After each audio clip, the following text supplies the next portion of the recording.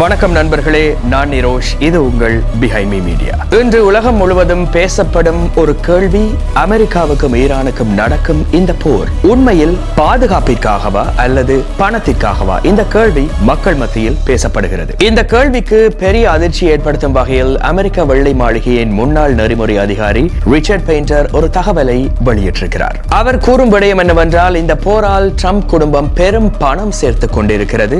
அதிலும் குறிப்பாக அரபு நாடுகளுக்கு அழுத்தம் கொடுத்து அவர்களுடைய நிறுவனங்களில் இருந்து ஆயுதங்களை வாங்க வைக்கின்றார்கள் என்ற விடயம் பேசப்பட்டுக் கொண்டிருக்கிறது. மிக முக்கியமாக இந்த குற்றச்சாட்டில் நேரடியாக பெயர் வரும் நபர்கள் டொனால்ட் ட்ரம்ப் மற்றும் எரிக் ட்ரம்ப். இந்த இருவரும் தான். இவர்கள் தொடர்புடைய பவர்ஸ் என்ற நிறுவனம் முன்பு ஆயுதத்துறையில் இல்லாத ஒரு விடயம். ஆனால் திடீரென பறக்கும் கருவிகள் மற்றும் தாக்குதல் தடுத்து நிறுத்தும் கருவிகள் தயாரிப்பில் இறங்கி இருக்கிறது. இதில் இன்னும் பெரிய ஆச்சரியம், அமெரிக்க பாதுகாப்பு துறையிலிருந்து $1.1 பில்லியன் மதிப்பிலான ஒப்பந்தம் சவுதி, கத்தார், ஐக்கிய அரபு அமீரகம் போன்ற நாடுகளுக்கு வேறு இடங்களில் இருந்து வாங்காதீர்கள், எங்களிடம்தான் வாங்க வேண்டும் என்று அழுத்தம் கொடுக்கப்பட்டதாகவும் இப்பொழுது கூறப்படுகிறது. இந்த தகவலை உறுதிப்படுத்தும் வகையில் அந்த நிறுவனத்தின் இணை நிறுவனர், நாங்கள் மத்திய கிழக்கு நாடுகளில் எங்கள் கருவிகளை காட்டி வருகின்றோம் என்று தெரிவித்திருக்கிறார். இதனால் எழும் கேள்வி என்னவென்றால், இந்த போர் தொடங்குவதற்கு முன்பே இது எல்லாம் திட்டமிடப்பட்டதா?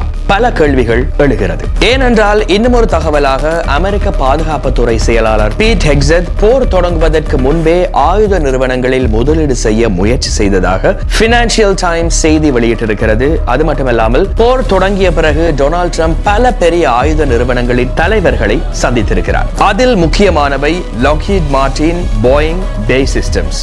மக்களுடன் ஆலோசிக்காமல் ஆயுத நிறுவனங்களுடன் மட்டும் ஆலோசனை ஏன்? இந்த கேள்வி அனைவர் மத்தியிலும் எழுகிறது.